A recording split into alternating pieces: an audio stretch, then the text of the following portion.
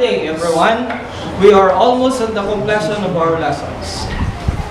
Our year journey of mathematics is about to end. And it is just but usual that we encountered mathematics problems.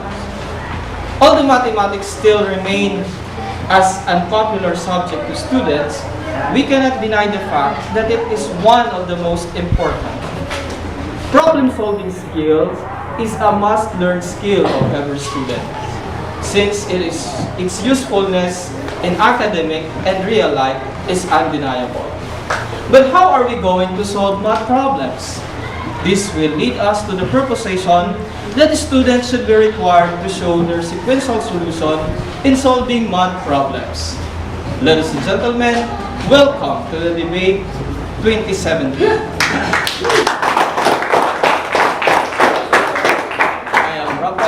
The debate facilitator. To start with, may I call in Rachel Capon, our debate moderator.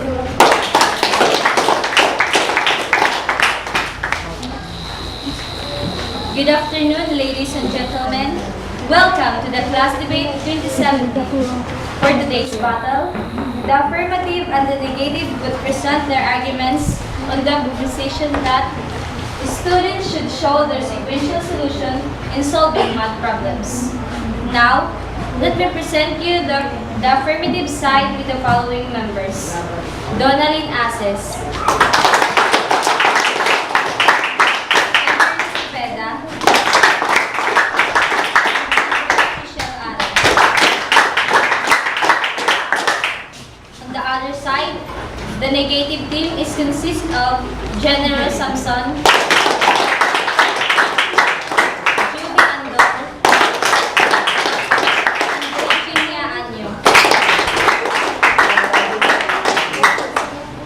may I remind each speaker that you will be only given 2 to 3 minutes to present your arguments.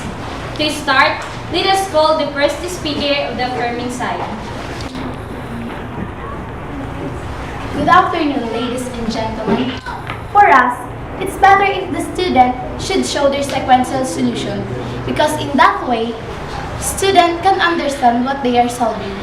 Many students using sequential solution get the correct answer and they got a higher point by using that sequential solution.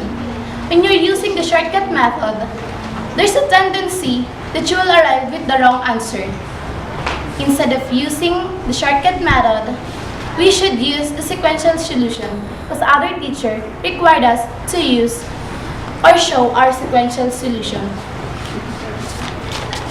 We know that using the sequential solution will may take too much time.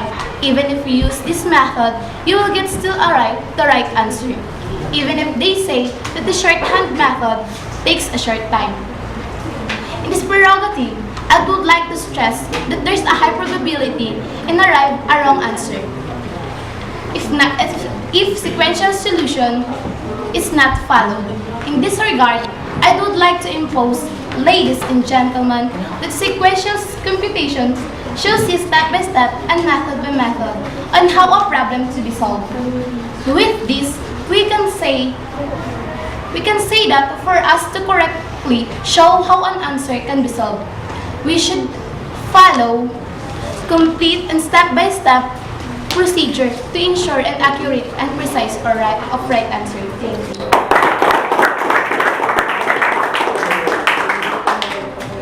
And now, may I call on the first speaker of the negating side to interpolate?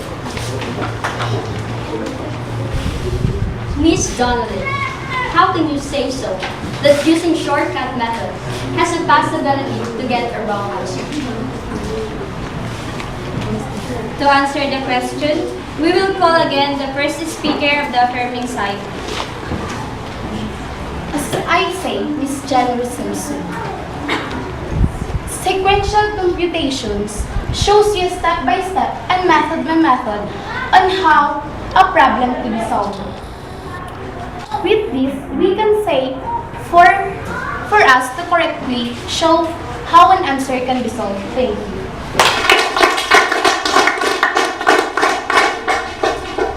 To present their argument, may I call on again the first speaker of the negating side. Before I start, I would like to greet all of you. Good day. Let me stress, my dear speaker, the practice in problem solving is an easy solution. But take note, upon performing mathematical solution, there will come a time that we can perform computation even if we do not follow step-by-step computation.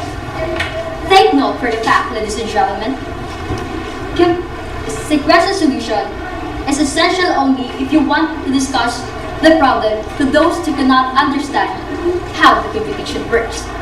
If that individual already is familiar with and how computation works, especially when presented in a time-bound situation, sequential solution will just consume most of our time. And take note that upon practice, we can hone our skills. Through mathematics, can twist one intellectual capacity. It will help anyone how to let his mind work instantly. During certain contests in mathematics, you need not to go through sequential solution in order to come up the right and absolute answer. Time limit must always be taken into consideration for it to be apart from your focus distance. Therefore, ladies and gentlemen, we do not agree that students should always use sequential solution. Thank you.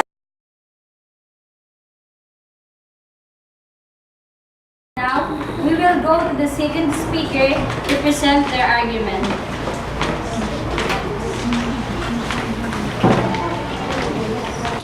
Before I start my point, I would like first to greet the audience as long as the listeners. A very pleasant afternoon to everyone. Well, for me, a student must need to show their mathematical solution in solving mathematical problems and equations because it can help them to analyze, to solve, and to understand the mathematical problem easily. It is also one technique if the student wants to get a perfect score during their test, quizzes, and exams. Your teacher also won't say that you copied from someone because cheaters observe that they only copied the final answer. You can also assure that your answer is correct because you use the sequential solution. And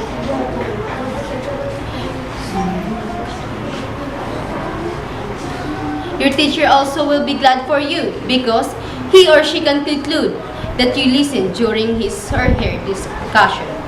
And for this student pretending to be a genius, who didn't use the step-by-step solution, that most of the time they became clumsy of answering, minding that their answer is correct. If there are students who can answer without any solution or even minding the formulas, I could say, how genius you are. A student required to show their step-by-step solution, so they will be challenged their mind skills and their knowledge in solving mathematical problems. And by that, if the student memorize now the solutions and the formulas, it will be a test for them to answer the equations and the problems.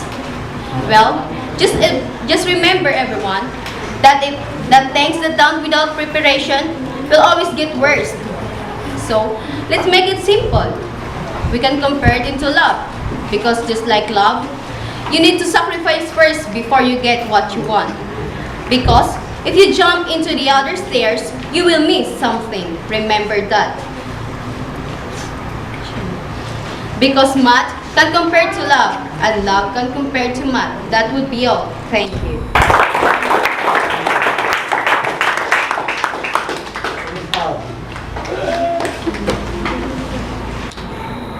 And now, may I call on the second speaker from the negating side, the entire colleague.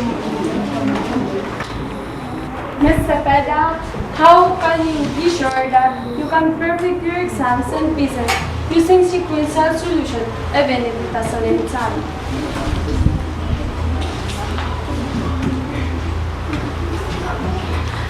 Just like what I said earlier, Miss Judy Andor, if If the student memorized now the formulas and the step-by-step solution, it would be a task for them to solve that problems and equations.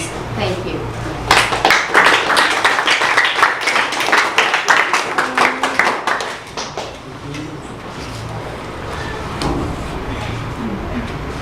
To present their arguments, may I call on again the second speaker of the negating side? I respect you for that, but in all academic subjects, mathematics is considered to be the brain twister. It is very challenging, am I right? But you just need a full concentration so you would understand what to do. Problem solving is not easy task. All people know that, especially to those weakness subject as mathematics. You will never come with the exact and right solution unless you won't try to understand the words written and what is being asked in that particular problem. Solving mathematical equation using sequential solution can waste your time. Instead, you can work with your other subject. You will stuck in that solving problem using sequential solution. There was a possibility that you will fail with your other subject. Take note of what General said. During contests in mathematics, you need to go through the shortcut method. Ladies and gentlemen, time limit must always be taken into consideration for you to be from among your co-contestants.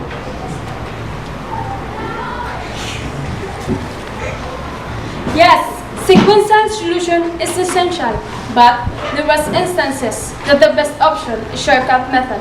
Thank you.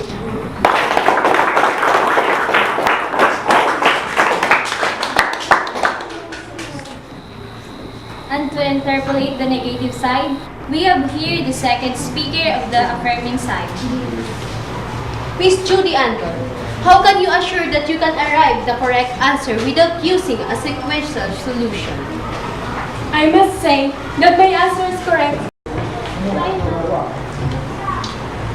I must say that my answer is correct using shortcut method because I'm still solving to get the right answer. And now we will go to the third speaker of the affirmative side to present their argument.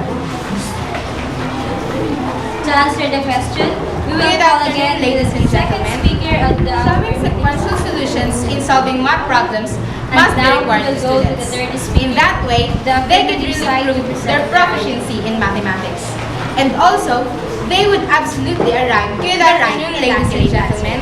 And maybe by any chance, they can also evaluate their answer must be required of students. Yes, in that way, they can really prove their proficiency. We must always remember that we must take everything carefully. They would absolutely arrive to the right and another answer. And if we don't require any chance, they can also evaluate their answer if anything question. How did you get the answer? It may take us a long time. That the solution we must always remember that we must take how to solve the problem to avoid complications. We should also keep in mind that not all students require the students do sequential solutions. Keep emphasis with hard the question. How did you get the answer? Remember, we have the solution itself shows that should resort to shortcuts to solve everything. We should also keep in mind that not all students have excellent IQ and could keep emphasis with hard process. Let's just put it shortcut isn't always the best way. If we apply this logic to realize, we must take turns should resort to shortcuts to solve everything, so we would know where the consequences of taking what we will do about it. Or should we take the long route if we sequential solutions and do everything the way they have isn't always the best way. We have nothing to regret in the future. We must take turns and follow anything out and recheck so we would know where the we go wrong and what we will do about it. If we take the right process, we would surely arrive at the right and do everything the way they have, ladies and gentlemen. We have nothing to regret in the future. Use step-by-step solutions, anything out and recheck that would be all things, just like in solving math problems. If we take the right process, we would surely arrive at the right answer. Having said that, ladies and gentlemen, we must use step-by-step solutions in solving math problems. That would be all. Thank you. Miss Michelle Aaron, we don't need to use sequential solution to prove that we are proficiency in math. We can also prove that we are proficiency in math when we are using shortcuts. So why do we need to use short? So why do we need to use sequential solution to prove that we are proficiency in math. We can also you, Ms. prove that we Regina are Ano. proficiency in I math can agree to when your we are point. using short But we method. believe So why that with do the we right process need to use results short- the right answer. So why So do if we we use step-by-step use, solution, we would sequential absolutely solution arrive to the find correct the correct answer. answer? That's all. Thank you. Thank you, Ms. Regina Ano. I can agree to your point. But we believe that with the right process results the right answer. So if we use step-by-step solution, we would absolutely arrive to the correct May I answer. call on That's all. again the third speaker of the negative side. You have that great point. However, I strongly believe that using short method is much easier because you don't need to think long to know May I how to call on solve again the problem. third speaker You of the don't need to negative use side. sequential solution because you can use short method. For example, however, I strongly believe that using short method is much easier. Because you don't use short method to know how to solve less problem. You don't need to use sequential solution and when your mathematics teacher use short method. For example, you need to pass it to the required time. You need to use a short method in solving problem. Because you want to learn use short method, you can solve less time. It is possible that you will win.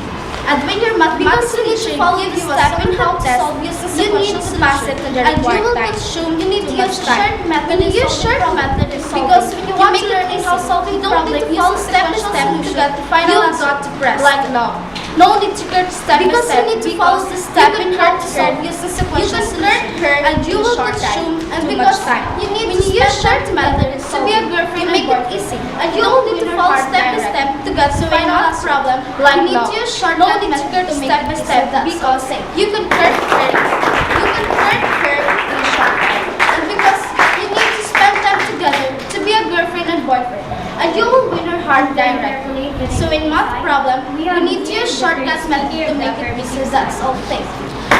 Miss Virginia Ano. Somebody from How the can you audience prove that using want to shorthand raise their method question? is more convenient than step-by-step aside from the fact that it takes shorter time? Thank you for your wonderful question, Ms. Andrea Michelle. Because when you are solving using shortcut Yes, method, Miss you are solving and finding your answer by your mind.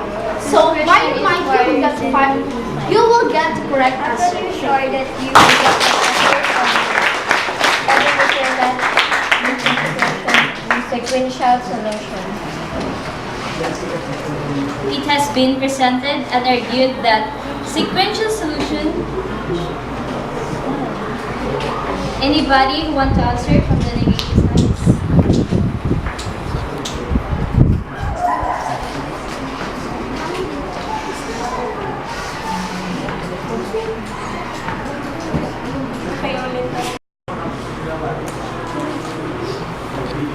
Like what Judy said earlier, we can get the right and accurate answer even if we did not use sequential solution because it is processing in our minds to get an answer.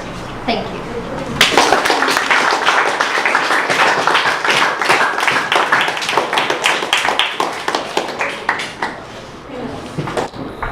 Again, other questions from the audience?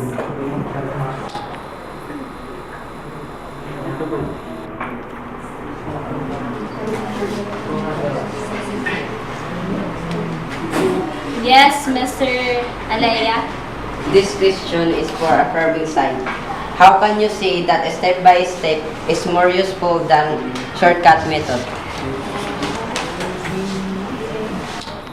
For us, step-by-step solution is more useful than shorthand method because as what I've said earlier, we could immediately evaluate our answer if anything goes wrong. That's all. Thank you.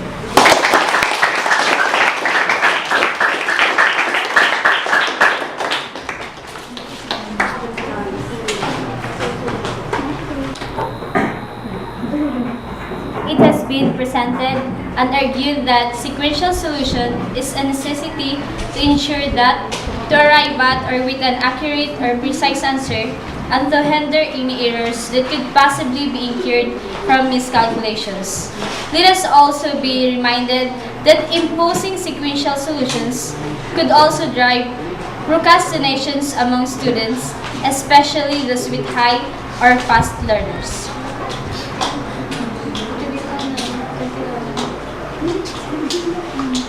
Tapos, siya. Once again, I'm Rachel Sikapon, the moderator for today, and welcome to the Class Debate 2017.